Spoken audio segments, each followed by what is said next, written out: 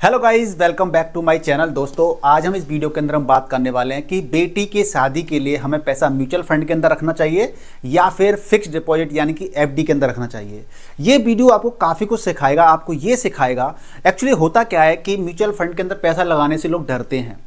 डरते क्यों हैं? क्योंकि इसको जुआ समझते हैं लोग कि ये म्यूचुअल फंड में पैसा लगाना जुआ होता है, पैसा डूबने का डर भी रहता है। आखिर इसको ये समझते हैं, मिथ है ये चीज़ समझते हैं लोग ज़्यादातर, लेकिन इसके पीछे असली वजह कुछ और होती है। देखिए, हम लोगों को सही जानकारी का अभाव होता है, हमें प्रॉपर तरीके से सही जानकारी होती नहीं है और सही जानकारी ना होने की वजह से हम डरते हैं और म्यूचुअल फंड को या फिर शेयर मार्केट को जुआ समझते हैं।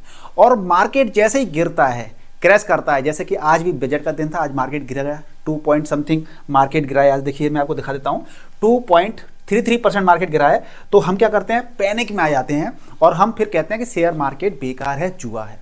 तो दोस्तों, ऐसा नहीं है। आज आपको मैं इस वीडियो के अंदर सारा कुछ डाउट क्लियर कर दूंगा कि अपनी बेटी के लिए आपको जो पैसा इकट्ठा करना है वो आपको म्यूचुअल फंड के अंदर करना है या एफडी के अंदर करना है, और कौन कौन से म्यूचुअल फंड के अंदर करना है। इन सारे बिंदुओं की चर्चा इस वीडियो के अंदर होगी और आपने ये वीडियो पूरा आखिरी तक देख लिया तो आपके सारे डाउट क्लियर हो जाएंगे और आपको वीडियो बहुत ही अच्छा लगेगा। तो दोस्तों, वीडियो को लाइक और शेयर कीजिएगा, चैनल पर नए तो चैनल को सब्सक्राइब कीजिएगा। देखिए, सबसे पहले हम ये समझते हैं कि म्यूचुअल फंड सेबी के अंडर आता है, यानी कि सेबी जैसे कि जो बैंक होती है ना, जो बैंक होती हैं, बैंक्स किसके अंडर आती हैं? RBI, reserve bank of India. यानी कोई भी बैंक कुछ गड़बड़ करती है, उनको निगरानी करके कौन रखता है? आरबीआई रखती है, रिजर्व बैंक ऑफ इंडिया। इसी प्रकार से जो म्यूचुअल फंड्स कंपनी होती हैं, म्यूचुअल फंड कंपनी होती हैं, उनके ऊपर निगरानी कौन बना के रखता है? सेबी। यानी कि सेबी पूरा देखता है, रेगुलेशंस देखता है, कोई गड़बड़ तो नहीं चल रही है, और कुछ गड़बड़ होती है तो तुरंत उसको पकड़ के उसको पनिश भी करता है। तो इस प्रकार से ये क्या है, एक ऑथराइज्ड रेगुलेशन के अंदर है। ऐसा नहीं है कि कोई ऐसी चीज़ फर्जी चीज़ है कि आप पैसा लगा देंगे और कोई कंपनी लेके भाग जाएगी, तो ऐसा बिल्कुल भी नहीं है इसके अंदर, ठीक है। और फंड हाउस जो होते हैं, जो म्यूचुअल फंड कंपनीज होती हैं, एएमसी होती हैं, एसेट मैनेजमेंट कंपनी, ये अपनी मनमानी बिल्कुल भी नहीं कर सकती हैं। यानी कि इनकी मनमानी नहीं चलती है, सेबी के रूल चलते हैं, सेबी की गाइडलाइन चलती है और पैसा अलग अलग अकाउंट के अंदर रखा जाता है। अब नुकसान का जो कारण होता है वो क्या होता है? नुकसान के कारण कई सारे होते हैं। नुकसान के कारण क्या होता है? डर। हम लोग, मार्केट जब क्रैश करता है तो हम डर जाते हैं, तो डर की वजह से हम गलत डिसीजन ले जाते हैं। जल्दबाजी, हम लोग जल्दबाजी करते हैं कि म्यूचुअल फंड के अंदर हमें क्या करना है, इन्वेस्टमेंट करना है, तो हम जल्दबाजी करते हैं और हमें नुकसान हो जाता है। तीसरा है कि हम लोग क्या करते हैं, शॉर्ट टर्म की सोच होती है हमारी कि हमें तो पैसा 1 साल के लिए, 2 साल के लिए लगाना है म्यूचुअल फंड के लिए। देखो, अगर आपको पैसा 1 या 2 साल के लिए लगाना है तो एफडी बढ़िया, वहीं पे लगाइए, बेस्ट है। लेकिन अगर आपको म्यूचुअल फंड में लगाना है तो कम से कम 5 साल लेके चलना पड़ेगा आपको टाइम फ्रेम, तभी आप यहां से एक अच्छा खासा रिटर्न प्राप्त कर सकते हैं। तो देखिए, म्यूचुअल फंड में इन्वेस्टमेंट करने से पहले हमें क्या करना है, म्यूचुअल फंड में इन्वेस्टमेंट करने से पहले आपको कुछ पॉइंट्स क्लियर रखने हैं, ठीक है। अब देखिए, आपको अपनी बेटी के लिए इन्वेस्टमेंट करना है, आप इस वीडियो को देखने आए हो, इसका मतलब ये है कि आपको म्यूचुअल फंड के बारे में आइडिया है कि म्यूचुअल फंड में हम इन्वेस्टमेंट करते हैं तो हमें अच्छा खासा रिटर्न मिलता है। लेकिन मैं आपको बेटी के लिए जैसे आप इन्वेस्टमेंट करना है, उसकी शादी ब्याह के लिए तैयारी करनी है या उसके फ्यूचर के लिए, स्टडी वगैरह के लिए पैसा इकट्ठा करना है, फंड तैयार करना है, तो जब आपको म्यूचुअल फंड में पैसा लगाना होता है तो उससे पहले आपको कई सारी चीज़ें म्यूचुअल फंड के अंदर देखनी चाहिए। ऐसा नहीं कि किसी ने भी आपको XYZ फंड पकड़ा दिया या बोल दिया या कह दिया कि इसके अंदर पैसा इन्वेस्टमेंट कर दो और आप फिर उसी के अंदर पैसा लगा देते हो, तो आपको ऐसा बिल्कुल भी नहीं करना है। आपको खुद से ही थोड़ा सा रिसर्च करनी है। रिसर्च क्या करनी है? पास्ट के रिटर्न देखने हैं। किसी म्यूचुअल फंड के अंदर जब इन्वेस्टमेंट करते हैं तो उसकी पास्ट की परफॉर्मेंस हमें देखनी चाहिए, 5 साल की, 7 साल की या फिर 10 साल की। हमें क्या देखना चाहिए? उसके रिटर्न्स देखने चाहिए कि भैया ये पिछले इतने सालों से इसकी परफॉर्मेंस कैसी है। क्योंकि अगर इसकी परफॉर्मेंस नहीं होगी सही ढंग की तो हम क्यों इन्वेस्टमेंट करेंगे? हमारे पास बहुत सारी एएमसीज हैं और उन एएमसीज के बहुत सारे सैकड़ों फंड हैं, तो हम वहाँ इन्वेस्ट करेंगे ना जहाँ पे परफॉर्मेंस 5 साल, 7 साल, 10 साल से, पिछले 10 साल से लगातार अच्छी चली आ रही है, सॉरी, ठीक है ना। तो इस प्रकार से फंड रेटिंग, हम किसी म्यूचुअल फंड के अंदर इन्वेस्टमेंट करते हैं तो कई सारी फंड रेटिंग होती हैं, तो उन फंड रेटिंग के अकॉर्डिंग हम इन्वेस्टमेंट करेंगे तो वो भी अच्छा रहता है। कि फंड की कोई रेटिंग एजेंसी होती है, जैसे मॉर्निंग स्टार है, वैल्यू रिसर्च है, ये क्या होती है कि फंड की रेटिंग निकालती हैं। तो जिसकी रेटिंग अच्छी होगी तो उससे ये क्या फ़र्क पड़ता है कि भैया जब ये ऑलरेडी जो काफ़ी अच्छी अच्छी कंपनीज होती हैं वो फंड की रेटिंग दे रही हैं, इसका मतलब ये है कि वो कहीं ना कहीं गुडविल रखती हैं, उनके अंदर कुछ ना कुछ ठीक ठाक है। अगला पॉइंट है एक्सपेंस रेशियो। हमें एक्सपेंस रेशियो का भी ध्यान रखना है। कोई एक्सपेंस रेशियो क्या करता है, हम किसी फंड के अंदर इन्वेस्ट करते हैं तो जो फंड मैनेजर होता है, उनकी पूरी टीम होती है, ऑफिस होता है, तो उनके जो खर्चे होते हैं ना, तो वो अपने खर्चे कहाँ से निकालते हैं, वो हमसे ही पैसा लेते हैं, लेकिन जो हमारा फंड होता है ना, उसी में से वो कटता रहता है ऑटोमेटिकली, ठीक है, फंड एक्सपेंस रेशियो की फॉर्म में, ठीक है, हमें एडिशनल कुछ पैसा नहीं देना पड़ता है, वहीं से वो एक्सपेंस रेशियो, तो एक्सपेंस रेशियो जितना कम होता है हमें उतने ही बेहतर रिटर्न मिलेंगे। देखिए खर्चा, सीधी बात है, अगर हमारा खर्चा कम हो जाए और हमारी इनकम बढ़ जाए तो बल्ले बल्ले है ना, अच्छा है, प्रॉफिट मिलता है। तो हमारा एक्सपेंस रेशियो जितना कम होगा हमें उतना ही उसके अंदर क्या होगा, हमें प्रॉफिट हमें ज़्यादा मिल जाएगा, ठीक है। अगला होता है expense ratio. Expense ratio sorry expense ratio तो हो गया, सॉरी, एग्जिट लोड। देखिए एग्जिट लोड क्या होता है, वैसे तो आप क्या करने वाले हैं, आप सालों साल के लिए पैसा लगाने वाले हैं, तो एग्जिट लोड का चक्कर ही नहीं है। लेकिन कभी भी क्या होता है कि हम लोग पैसा लगा देते हैं, लेकिन कभी ना कभी ऐसी दिक्कत आ जाती है, ऐसी सिचुएशन आ जाती है कि हमें वो पैसा एक साल के अंदर ही निकालना पड़ता है। अब एक साल के अंदर आप पैसा निकालोगे विद इन 1 ईयर, तो हमें क्या है, एग्जिट लोड देना पड़ता है। और एग्जिट लोड कितना होता है, लगभग आप इसका एग्जिट लोड कोई 0.025 लेता है, इतना परसेंट, कोई 0.25% लेता है, कोई 1% लेता है। तो हमें एग्जिट लोड को भी देखना है कि एग्जिट लोड कितना है। अगर आप एक साल से पहले पैसा निकालते हो तभी एग्जिट लोड लगेगा, और एक साल के बाद निकालोगे तो एग्जिट लोड नहीं लगता है। अगला पॉइंट है पोर्टफोलियो एलोकेशन। जब हम म्यूचुअल फंड के अंदर इन्वेस्टमेंट करते हैं तो हमें ये भी देखना है कि म्यूचुअल फंड का पोर्टफोलियो कैसा है, यानी कि उस म्यूचुअल फंड के अंदर किन किन कंपनी के अंदर, किन किन सेक्टर के अंदर पैसा लगा हुआ है, आपको ये भी चेक करना है। तो इससे आपको एक आइडिया आ जाता है, क्लियरिटी आ जाती है कि हमारा जो जिस म्यूचुअल फंड के अंदर पैसा लगाने वाले हैं उसका पैसा कहाँ कहाँ पे इन्वेस्टेड होगा, किस किस सेक्टर की कंपनी में पैसा इन्वेस्ट होगा।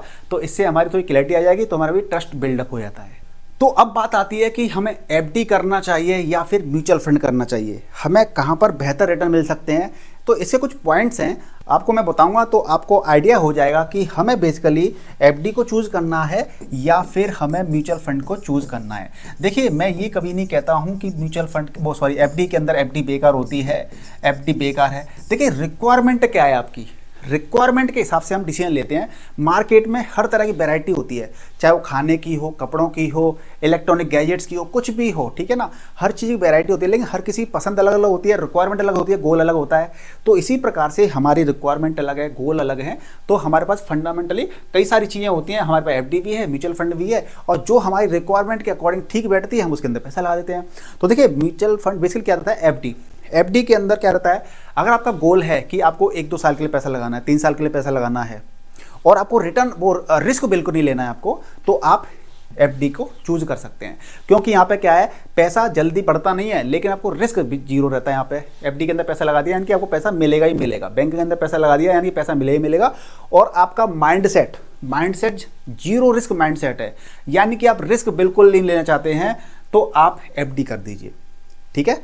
अब यहाँ पर रिटर्न कितने मिलते हैं आपको पता ही है, 6%, 6.5%, ठीक है, या फिर 8% तक आपको रिटर्न यहाँ पे मिल जाते हैं। और इन्फ्लेशन कितनी होती है हमारी, महंगाई दर की बात कर लेते हैं तो 4 पॉइंट से कुछ से लेकर के आपकी 6% तक के बीच में रहती है। यानी कि पैसा इस रफ्तार से बढ़ रहा है और इस रफ्तार से कम हो रहा है, ये परसेंटेज में, ठीक है ना, ठीक है। मान लीजिए अगर आपको 7.5% की आपको इंटरेस्ट मिल रही है और 4% की आपकी क्या है महंगाई दर है, तो आपको 3% का आपका पैसा ग्रो कर रहा है, क्योंकि पैसे की वैल्यू भी तो कम हो रही है समय के साथ में। म्यूचुअल फंड में क्या रहता है कि आपका गोल मिनिमम 3 साल या 5 साल का है, यानी कि आप इतने समय के लिए इन्वेस्टेड रह सकते हैं, तो आप म्यूचुअल फंड का पहला पॉइंट हो गया। दूसरा पॉइंट है कि आप रिस्क ले सकते हैं। यहाँ पे जीरो रिस्क वाली टेंडेंसी नहीं है, जीरो रिस्क वाले तो ये वाला है, आप थोड़ा रिस्क ले सकते हैं। क्योंकि म्यूचुअल फंड में जब पैसा लगाते हैं तो ये पैसा फंड मैनेजर, उस कंपनी एएमसी का फंड मैनेजर पैसे को शेयर मार्केट में लगाता है, और जब शेयर मार्केट में कोई चीज़ आ जाती है तो वहाँ पर रिस्क आ जाता है। तो अगर आपका रिस्क लेने की क्षमता है तो रिस्क लाएंगे तो आपको रिटर्न भी अच्छे मिलेंगे। तो म्यूचुअल फंड की यहाँ पर बात कर लेते हैं, तो आपको लगभग 12% के तो एनुअली रिटर्न आपको बड़े आराम से मिल जाते हैं। सीजीआर रिटर्न, सीजीआर बोले तो जो चक्रवृद्धि ब्याज होती है ना, वो वाले रिटर्न मिल जाते हैं आपको 12%, और इवन आपको 14-15% तक के भी रिटर्न बड़े आसानी से मिल जाते हैं लॉन्ग टर्म के अंदर। तो बेसिकली आप इतना मान के चलिए भैया हमें इतना मिल जाए, और इससे ऊपर जितना भी मिलेगा वेल एंड गुड है। तो आपका 12% का रिटर्न मिल रहा है मान लीजिए, और 4% की इन्फ्लेशन दर चल रही है, तो कितना आपको रिटर्न मिल रहा है, 8 होती है, कितना हो गया, 6, 7, 8% का रेट से आपका पैसा बढ़ रहा है, और यहाँ पे आपका करीब 3% से बढ़ रहा था। ये फिक्स 3% से ही बढ़ेगा, फिक्स 8% ही बढ़ेगा, जरूरी नहीं है, ये फिगर्स कम ज़्यादा हो सकते हैं, ठीक है, जितना रिटर्न मिलेगा उसके हिसाब से और जो महंगाई दर हुई उसके हिसाब से। ये कोई 8% या 3% ये फिक्स नहीं है, ठीक है, ये कम ज़्यादा हो सकते हैं। तो इस प्रकार से इन्फ्लेशन को भी बीट करता है और वेल्थ क्रिएट होती है म्यूचुअल फंड से, चक्रवृद्धि ब्याज मिलती है, ब्याज के ऊपर ब्याज मिलती है। तो इस प्रकार से हमें क्या होता है, फायदा इसके अंदर मिलता है, कंपाउंडिंग का फायदा मिलता है। आप शॉर्ट टर्म के लिए डाल सकते हैं, लेकिन शॉर्ट टर्म में क्या रहता है, यहाँ पर रिस्क रहता है। शॉर्ट टर्म में क्या रहता है, रिस्क रहता है। जैसे कि मैं आपको एग्जांपल लेके बताऊं, सपोज दैट आपने अगर पैसा यहाँ लगा दिया होता, सपोज यहाँ पर, फिर मार्केट नीचे गिर गया 1 साल के अंदर ही, तो ये इस तरह से ये दिक्कत थोड़ी सी आ जाती है। तो हमें क्या करना है, मार्केट में एक लॉन्ग टर्म तक बने रहना है। तो लॉन्ग टर्म तक बने रहेंगे तो हमें क्या मिलेगा, फायदा मिलेगा। अब जैसा कि मैंने बताया कि ये वीडियो किस लिए, बिटिया की शादी के लिए या उसकी पढ़ाई के लिए मान लीजिए, ठीक है। तो हमें SIP करनी है फिर लमसम करना है, इस चीज़ को समझ लेते हैं। SIP करना है हमें या हमें लमसम करना है, ये चीज़ समझना बहुत ज़रूरी हो जाता है हमारे लिए, ठीक है। तो दोनों का कॉन्सेप्ट समझ लेते हैं पहले। SIP तो क्या होता है आपका, सिस्टमैटिक इन्वेस्टमेंट प्लान, यानी सिस्टमैटिक तरीके से आप क्या करते हैं, पैसे का इन्वेस्टमेंट करते हैं। तो सिस्टमैटिक तरीके से पैसा इन्वेस्टमेंट करते हैं तो इसके अंदर फ्रीक्वेंसी होती है। जैसे कि आपको पैसा हर वीक इन्वेस्ट करना है, हर महीने करना है, क्वार्टरली करना है, फिर या फिर ईयरली करना है। तो मोस्टली क्या करते हैं लोग, नौकरी पेशा वाले लोग होते हैं तो ज़्यादातर मंथली प्रेफर करते हैं। तो सपोज दैट मैंने क्या सेट कर दिया कि 3000 रुपये हर महीना मंथली मैं क्या करूँगा, SIP सेट करूँगा। SIP सेट करूँगा 3000 रुपये हर महीना, और मेरी सैलरी मान लीजिए 5 तारीख को आ जाती है। आप जो चाहते हैं वो डेट सेट कर सकते हैं। 5 को आ जाती है तो मैं 8 तारीख को क्या करूँगा, 8th एवरी मंथ है मैं सेट कर दूंगा SIP। तो 3000 रुपये मेरा हर महीना ऑटोमेटिकली बैंक से कटेगा और वो मेरा म्यूचुअल फंड के अंदर इन्वेस्ट होता जाएगा, हर महीना इन्वेस्टमेंट होगा, ठीक है। अच्छा, दोनों में से फायदा कहाँ रहता है ये भी मैं आपको भी बताऊंगा, ठीक है। लमसम क्या होता है, लमसम का मतलब ये होता है कि आपके पास पैसा है, आपने सोचा कि नहीं मुझे बेटी की शादी के लिए पैसा मेरे पास है और मैं अब चाहता हूँ कि इस पर अच्छे रिटर्न्स मिलें, अच्छे रिटर्न्स मिलें लाइक दिस, तो मैं इस पैसे को म्यूचुअल फंड के अंदर डालने वाला हूँ। तो उस एक साथ जो बड़ा पैसा है आपके पास या छोटा पैसा है जो भी है, उसको आप म्यूचुअल फंड के अंदर क्या कर देंगे, लमसम कर देंगे, यानी कि एक साथ पैसा लगा देंगे। तो कई सारे लोगों की क्वेरी ये आती है कि मैंने लमसम कर दिया, मान लीजिए 10,000, 20,000, 1 लाख, 5 लाख, तो क्या मैं अगले महीने भी लमसम कर सकता हूँ, क्या करना ही पड़ेगा? देखिए, लमसम करना टोटली डिपेंड करता है आपके ऊपर कि आपको हर महीने लमसम करना है या आपको इसी महीने लमसम करना है, अगले 3 महीने लमसम नहीं करना है। यानी कि जब आपके पास पैसा आ जाए तब आप लमसम कर सकते हैं, चाहे वो आज पैसा हो, चाहे 5 महीने बाद फिर पैसा आ जाए तब कर दीजिएगा, यानी टोटली आपके पास फ्रीडम होती है, ठीक है। अब एक क्वेश्चन ये आता है कि ये करूं कि ये करूं, ठीक है। तो देखिए, SIP करने का सबसे अच्छा फायदा ये होता है कि हमारा डिसिप्लिन बन जाता है। हमारे जीवन के अंदर ना जितना अच्छा डिसिप्लिन होगा, आर्मी वाले देखें ना, डिसिप्लिन होता है तो फिट रहते हैं और मतलब सारा काम मस्त रहता है उनका, ठीक है, क्योंकि डिसिप्लिन होता है।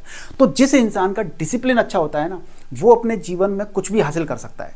तो SIP से क्या होता है, एक जिम्मेदारी रहती है, डिसिप्लिन बना रहता है कि मुझे हर महीना मेरे अकाउंट से पैसा कटेगा तो मेरे अकाउंट के अंदर पैसा रहना चाहिए। तो वो चीज़ हम डिसिप्लिन सीख जाते हैं। और दूसरा सबसे बड़ा फायदा क्या होता है कि इसके अंदर हमें एवरेजिंग का फायदा मिल जाता है। एवरेजिंग का फायदा कैसे मिलता है, देखिए, जब हम म्यूचुअल फंड के अंदर इन्वेस्टमेंट करते हैं, मान लीजिए ये इन्वेस्टमेंट का चार्ट है, ये म्यूचुअल फंड के इन्वेस्टमेंट का चार्ट है, और हमें NAV मिलती है, net asset value. Net asset value जैसे शेयर मार्केट में किसी कंपनी का शेयर का प्राइस होता है ना, 100 रुपये, 200, 500, 1000 जो भी प्राइस होता है, ऐसे ही म्यूचुअल फंड के अंदर हर दिन की NAV आती है जब मार्केट और ओपन रहते तब। जैसे कि इस दिन मान लीजिए 10 रुपये की यहाँ पे है, यहाँ पर कितने 9 रुपये की है, यहाँ पे मान लीजिए 8 रुपये की है, यहाँ पे 7 रुपये की है, फिर यहाँ पे कितनी हो गई 8 रुपये की हो गई, यहाँ पे मान लीजिए 15 रुपये की हो गई। तो NAV आती है हर दिन की अलग अलग। यानी कि हम जब SIP करते हैं और हमने डेट्स फिक्स कर दी है, तो कभी हमारी SIP इस दिन एग्जीक्यूट हो जाएगी, किस दिन हमारी इस दिन, कभी इस दिन, कभी इस दिन, कभी इस दिन, ऐसे हर महीना हमारी SIP एग्जीक्यूट हो जाएगी। यानी कि हम अपनी यूनिट हमें अलग अलग दिन हम बाई कर रहे हैं, तो इसका हमें एवरेजिंग का फ़ायदा मिल जाता है, ठीक है जी, एवरेजिंग का फ़ायदा मिल जाता है। लेकिन जब हम लमसम करते हैं तो मान लीजिए लमसम में क्या है, ये चार्ट है, आपने मान लीजिए लमसम कर रहे हैं, आप किस दिन पैसा मार्केट में लगा रहे हैं म्यूचुअल फंड के अंदर, उस दिन मार्केट में NAV का प्राइस काफ़ी सस्ता चल रहा है, बाकी दिन के मुकाबले अच्छा चल रहा है, तो आपने यहाँ पे इन्वेस्टमेंट कर दिया और फिर मार्केट यहाँ से यहाँ पहुँच गया तो आपको फ़ायदा लगेगा, क्योंकि आपने 10 रुपये में बाई किया था मान लीजिए, तो यहाँ पर 15 रुपये हो गए, तो आप कहेंगे यार मेरे को प्रॉफिट हो गया। लेकिन इसका उल्टा क्या हो जाता है, जिस दिन मार्केट हाई होता है और हम उस दिन पैसा लगा देते हैं और उसके बाद मार्केट नीचे चला गया तो हमें लॉस भी दिखता है, हालांकि जब लॉन्ग टर्म में इन्वेस्टमेंट करेंगे तो ये लॉस भी आपका रिकवर हो जाएगा। लेकिन अब आप खुद सोचिए कि जो ए बंदा है और ये बी बंदा है, ठीक है, ये ए इन्वेस्टर है, ये बी इन्वेस्टर है। अब जो जितना सस्ता खरीदेगा, मान लीजिए इसने सस्ता खरीदा है और इसने महंगा खरीदा है, और दोनों ने ही 10 साल के बाद में पैसे को निकाल लेना है, तो किसको ज़्यादा रिटर्न मिलेगा? जिसने डिप के अंदर बाई किया होगा, बार बार आज बाई किया है, फिर कभी फिर बाई किया होगा डिप के अंदर, तो हमें फ़ायदा कहाँ मिलेगा? ए इन्वेस्टर को फ़ायदा मिलेगा जो कि डिप के अंदर यानी सस्ता होता है तब खरीदता है। तो इसलिए हमारा जो क्वेश्चन था कि एसआईपी करें या लमसम करें, तो एसआईपी आप कभी भी कर सकते हैं। यहाँ पे आपको एवरेजिंग का फ़ायदा मिलता है और यहाँ पर आपको कोई भी नॉलेज हासिल करने की ज़रूरत नहीं है।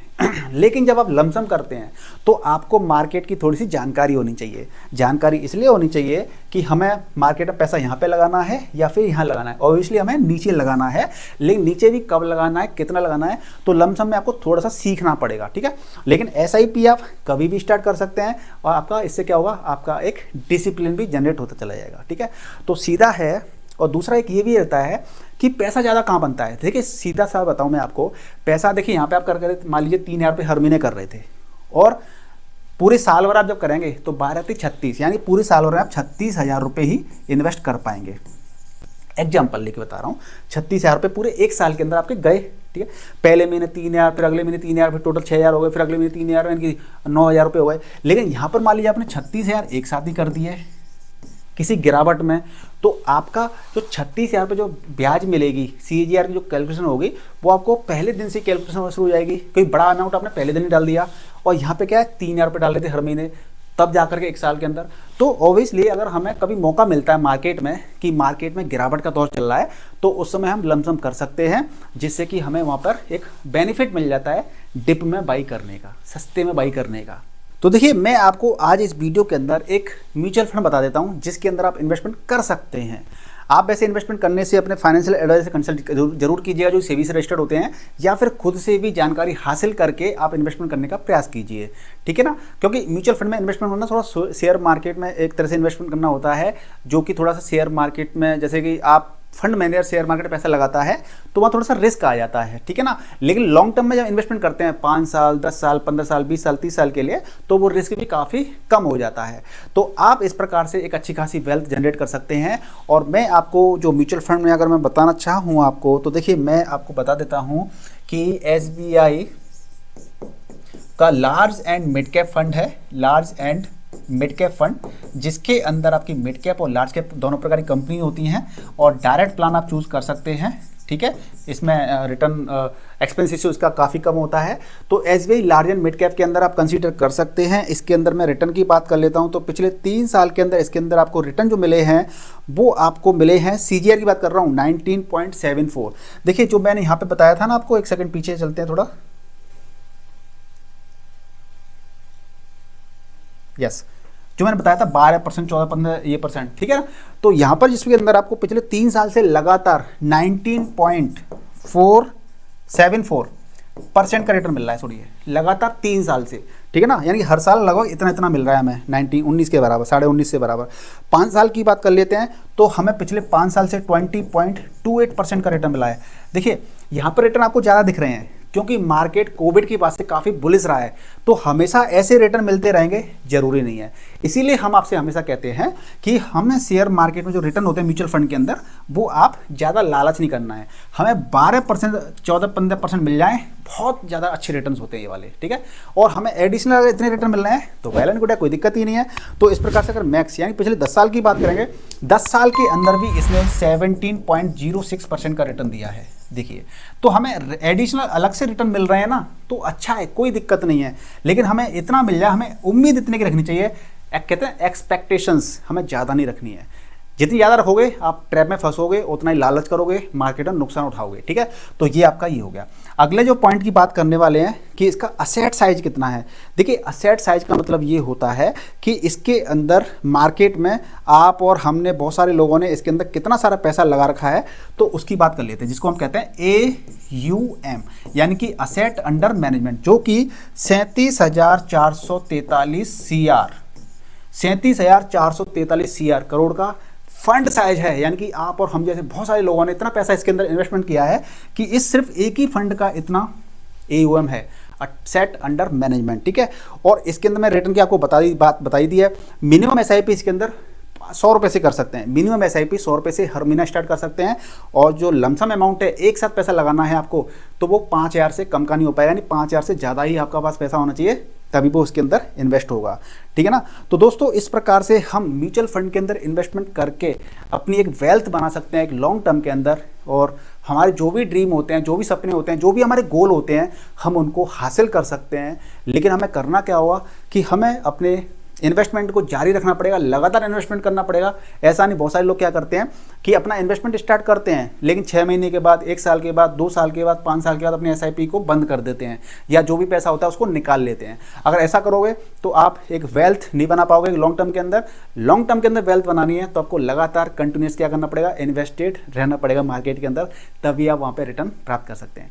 तो दोस्तों मुझे उम्मीद है कि आपको वीडियो पसंद आया होगा। अगर आपको पसंद आया है और इन्वेस्टमेंट जारी रखना चाहते हैं, इन्वेस्टमेंट करना चाहते हैं, तो वीडियो के डिस्क्रिप्शन में दिए गए लिंक पर आप क्लिक करके अपना अकाउंट ओपन करके अपनी जर्नी को स्टार्ट कर सकते हैं। कोई भी डाउट आता है तो मुझे कमेंट करके पूछ सकते हैं। तो मिलते हैं नेक्स्ट वीडियो में, और वीडियो को लाइक, शेयर और चैनल को सब्सक्राइब जरूर कीजिएगा। जय हिंद।